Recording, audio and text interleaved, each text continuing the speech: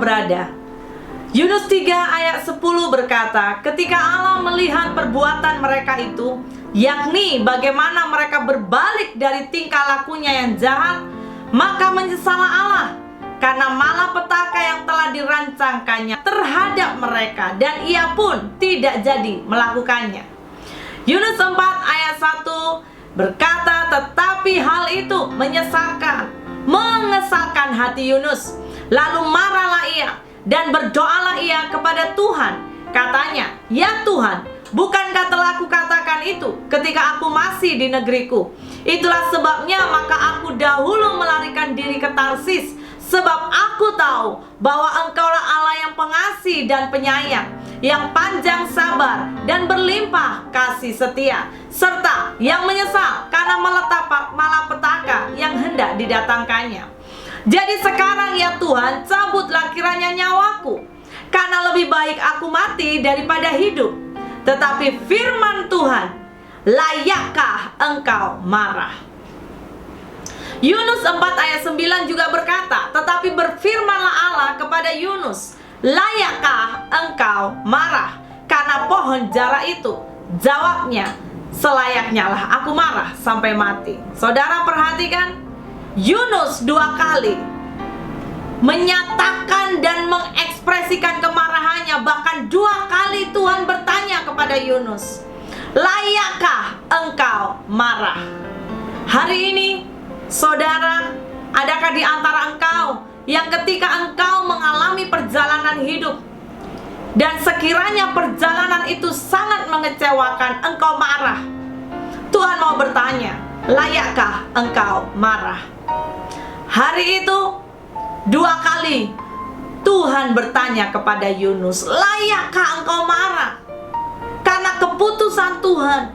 Layakkah engkau marah karena Tuhan membuat pohon jara yang awalnya hari itu menaungi Yunus tiba-tiba layu?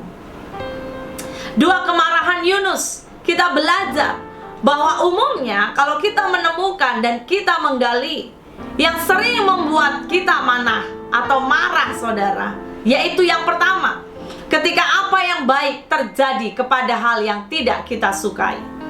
Yang kedua, apa yang tidak baik terjadi kepada hal yang kita sukai. Dengan demikian kita akan belajar bahwa sesungguhnya saya mau berkata, pada dasarnya Anda dan saya tidak layak marah di hadapan Tuhan. Karena apa yang kita anggap baik belum tentu berguna untuk kebaikan kita. Sebaliknya, apa yang tidak baik menurut kita bisa saja berguna untuk kebaikan kita. Hari ini kondisi apa yang sering membuat Anda bisa protes kepada Tuhan dan seolah-olah kita pada posisi yang benar dan Tuhan pada pihak yang salah?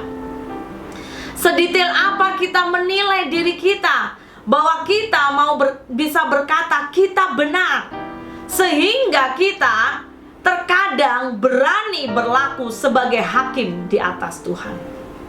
Bukti apakah yang kita bisa tunjukkan, saudara, bahwa kita itu benar sehingga Tuhan harus mengikuti kemauan kita?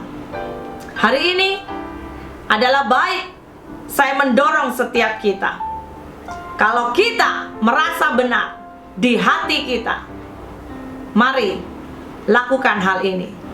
Yang pertama, diam. Saudara, ini perkara yang penting. Diam. Kalau engkau marah di dalam hatimu, lebih baik engkau diam. Amsal 17 ayat 28 berkata, juga orang bodoh akan disangka bijak kalau ia diam, dan disangka berpengertian kalau ia mengatupkan bibirnya. Saudara, ini adalah hal yang sangat penting. Kalau kita tidak mengerti jalan Tuhan, kita tidak memahami keputusannya, lebih baik kita diam sekejap. Amsal 4 ayat 4-5 berkata, biarlah kamu marah, tetapi jangan berbuat dosa. Berkata-katalah dalam hatimu di tempat tidurmu, tetapi tetaplah diam. Kenapa, saudara, diam itu begitu penting? Yesaya 30 ayat 15 berkata, sebab beginilah firman Tuhan Allah yang maha kuasa, yang maha kudus, Allah Israel. Dengan bertobat dan tinggal diam, kamu akan diselamatkan.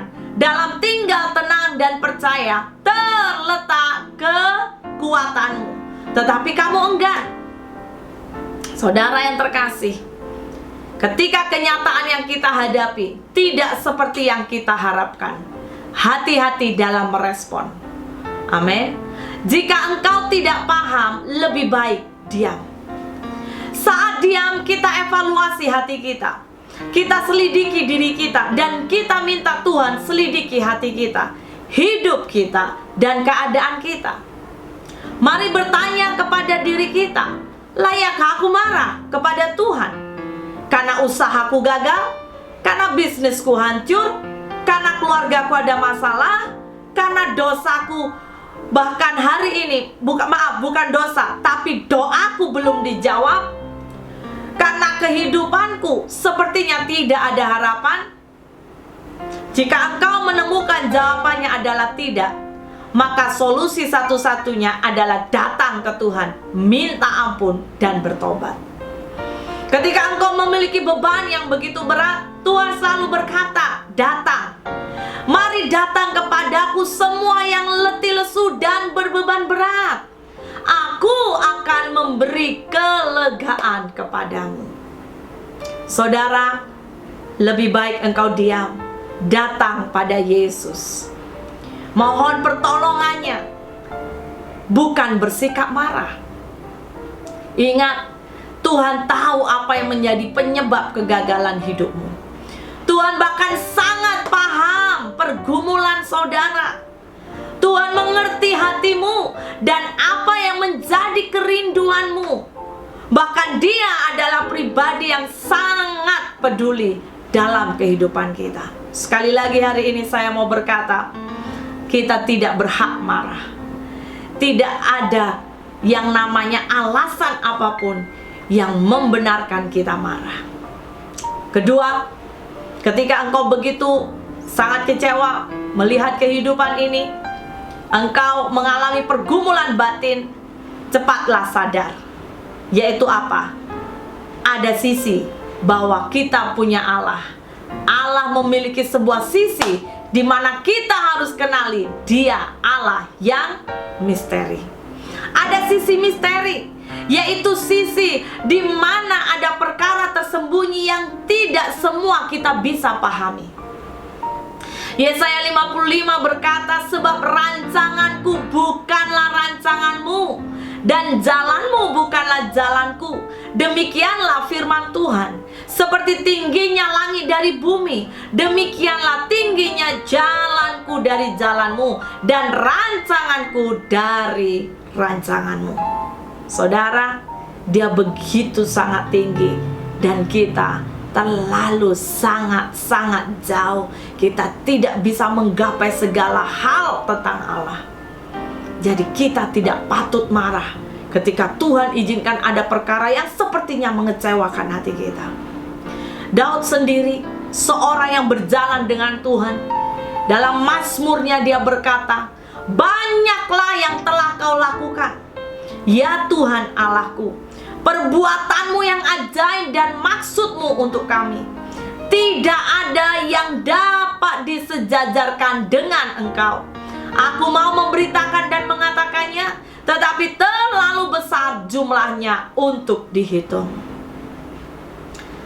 Daud sadar, Dia Allah yang ajaib, Dia Allah yang besar, Dia Allah yang sangat luar biasa. Tidak ada yang bisa disejajarkan dengan Dia, saudara. Jadi tidak ada alasan untuk kita marah di hadapan Dia. Ingat saudara, tidak ada satupun dari kita mengerti dan mampu menyelami pikiran Allah, sebab Dia begitu sangat ajaib. Jadi ketika kita menghadapi perkara pergumulan yang berat, mari responi dengan benar, yaitu dengan apa? Bersyukur. 1 Tesalonika 5 ayat 16-18 berkata, bersukacitalah senantiasa, tetaplah berdoa, amin. Di saat apapun kondisimu, tetaplah berdoa.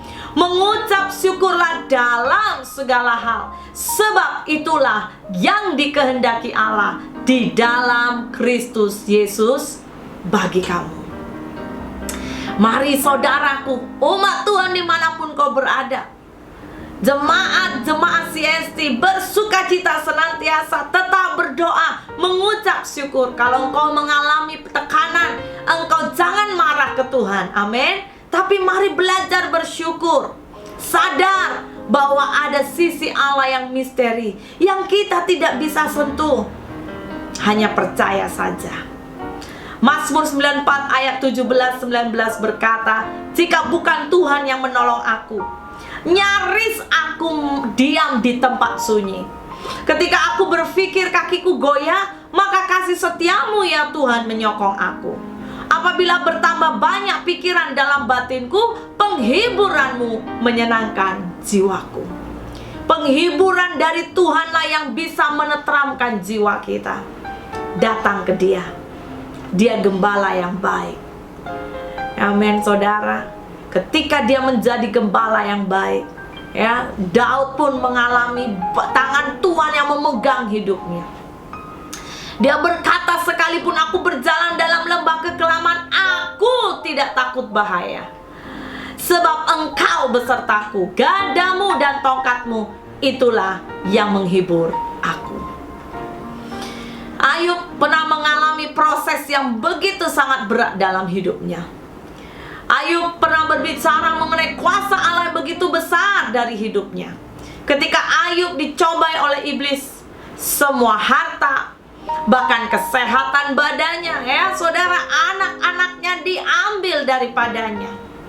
Di tengah-tengah permasalahan itu, Ayub memang pernah mengalami yang namanya ketidakmengertian cara Tuhan. Tetapi puji Tuhan, Ayub tidak putus asa. Ayub tidak putus asa. Saya berdoa engkau juga jangan putus asa. Bahkan puji Tuhan, Ayub tidak berpaling dari Allah. Ayub justru menunjukkan sikap setianya kepada Allah. Ayub dengan rendah hati dan sadar menjawab pertanyaan Allah dengan menyatakan, ya, berkata, sesungguhnya aku ini terlalu hina. Jawab, apakah yang dapat kuberikan kepadamu? Mulutku kututup dengan tangan. Satu kali aku berbicara, tetapi tidak akan kuulangi. Bahkan 2 kali, tetapi tidak akan kulanjutkan. Ingat saudara, ingat, lebih baik diam dan sadari engkau punya Allah yang dahsyat, Allah yang tidak dapat terselami. Oleh karena itu, jangan mudah mengambil kesimpulan. Dan tetaplah percaya, Yesus Kristus tetap sama, baik sekarang, baik kemarin, hari ini, sampai selama-lamanya. Amin. Ketiga, apa yang harus kita perbuat ketika kita mengalami pergumulan? Mari belajar memiliki kacamata yang positif. Lihat bahwa semuanya itu berada di bawah otoritas ilahi kehidupan kita. Ada otoritas Tuhan di dalam hidup kita. Ada otoritasnya. Ada Allah yang pegang kendali atas segalanya. Bila Yunus bersikap marah kepada Tuhan berdasarkan pemikirannya sendiri yang merasa benar, maka marilah itu menjadi pelajaran buat kita. Katakan amin. Bahwa kita sebagai manusia, kita harus sadar, seringkali kitalah yang salah. Seringkali kitalah yang egois. Seringkali kitalah yang merasa diri benar saat kita di hadapan Tuhan. Sekejap lagi kita akan merayakan Paskah, saudara. Kita diingatkan kembali atas pengorbanan Yesus di kayu salib. Ya, jika hari-hari ini kita belum bisa menghargai kebaikan Tuhan dan cinta kasih-Nya, saya mau berkata, cepatlah bertobat, minta ampun dan berubah. Mari buang semua kepahitan dalam hidupmu. Amin. Sebab apa? Karena Allah yang kita sembah, Allah yang besar. Roma 11 berkata, oh alangkah dalamnya hikmat dan pengetahuan Allah. Sungguh tak terselidiki keputusan-keputusannya, dan sungguh tak terselami jalan-jalannya.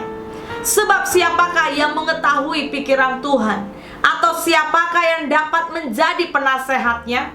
Atau siapakah yang pernah memberikan sesuatu kepadanya sehingga ia harus menggantikannya? Sebab segala sesuatu adalah dari Dia, dan oleh Dia, dan kepada Dia. Bagi Dialah kemuliaan sampai selama-lamanya.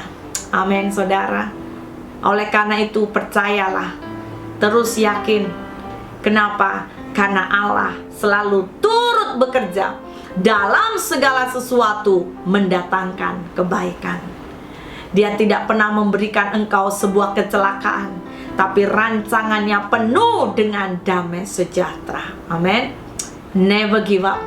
Saya mendorong setiap saudara, never give up. Tetap percaya, tidak ada rencana Tuhan yang gagal dalam hidup ini. Mari kita berdoa.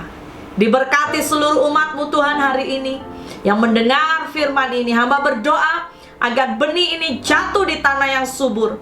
Kuatkan dan teguhkan iman mereka, dan cabut semua kemarahan, semua keegoisan, kegeraman dalam hidup mereka. Biarlah setiap mereka tetap percaya Engkau Bapa yang baik, Engkau setia, dan tak pernah meninggalkan kami. Terpuji nama-Mu Tuhan. Dalam nama Yesus kami berdoa. Haleluya. Amin.